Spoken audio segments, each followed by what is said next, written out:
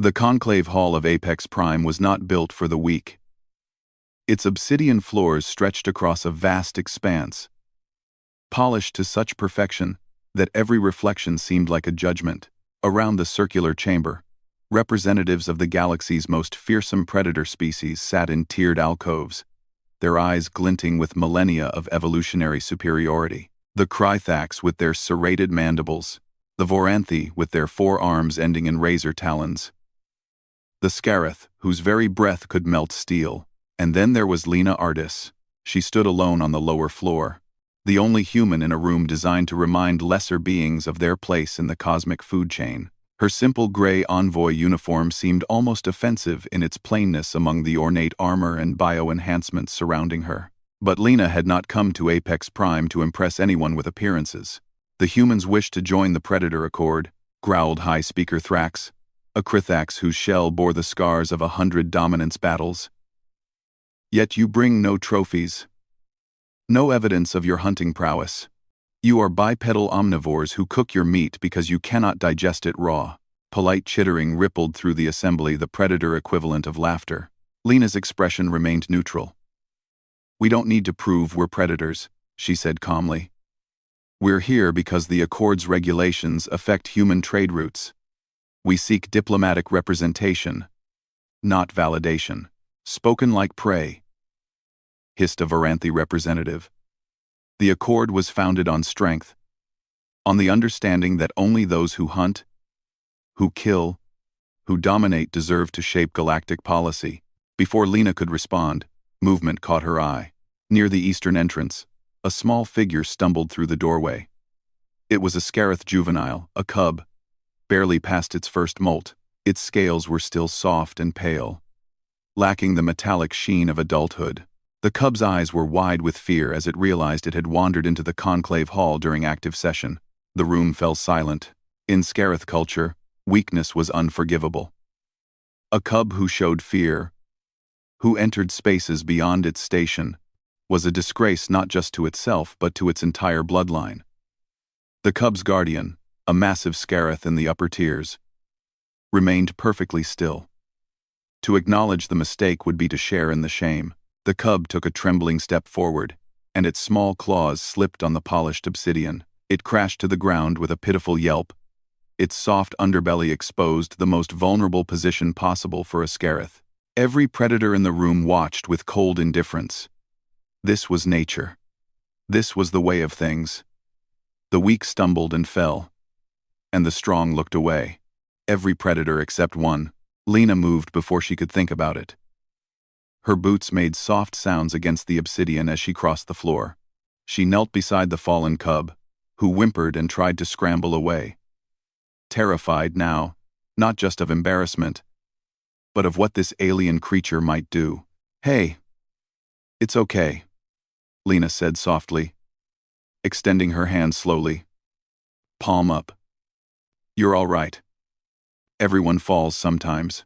The cub stared at her hand, soft, five-fingered, with blunt nails that could tear nothing. Not a claw in sight. Not a weapon. Just an open palm.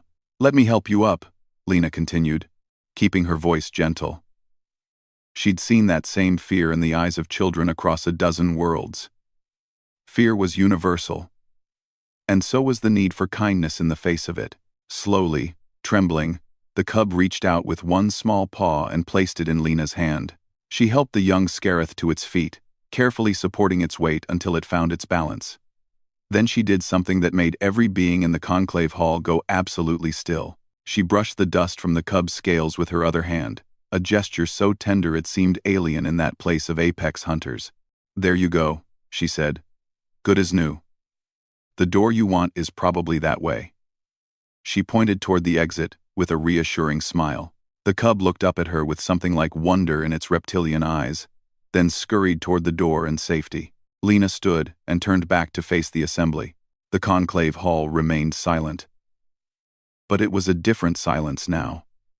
One by one, starting with High Speaker Thrax, every predator in the room lowered their head, not in submission, not in defeat, in recognition.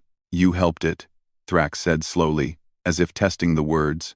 A creature not of your pack, not of your blood. A creature that could never repay you. Of course I did, Lena replied simply. It needed help. We would have let it fall, the Varanthi representative said, all four arms now still. Let it learn through pain, or be culled if it was too weak to learn. That is the way of predators. No, Lena said, and her voice carried across the chamber with quiet authority. That's the way of animals. There's a difference between being a predator and being a hunter, between being strong and being cruel. She looked around the room, meeting the eyes of creatures who could each tear her apart with ease. Humans hunted our world to dominance not because we were the strongest, the fastest, or the most deadly. We did it because we understood something you've forgotten. The strongest packs aren't built on fear and culling the weak. They're built on something you don't have a word for in any of your languages. And what is that? Thrax asked. Compassion, Lena said. The ability to be strong enough to be gentle, to help those who fall, to build up instead of just tear down. You call yourselves apex predators, but you're so afraid of appearing weak that you've forgotten the greatest strength of all, choosing not to use your strength against those who have none. She gestured toward the door where the cub had fled.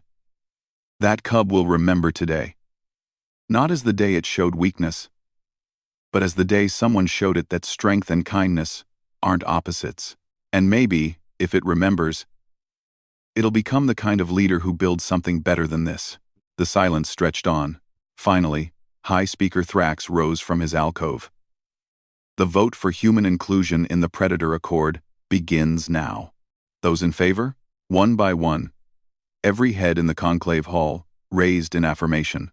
Motion passes unanimously, Thrax declared. Then, in a tone of grudging respect, he added, Welcome to the Accord, human artists. Perhaps you can teach us what we've forgotten in our hunt for dominance. As Lena walked out of the conclave hall, she passed by a small alcove where a young Scarith cub watched from the shadows, its soft scales glinting in the light. Their eyes met for just a moment.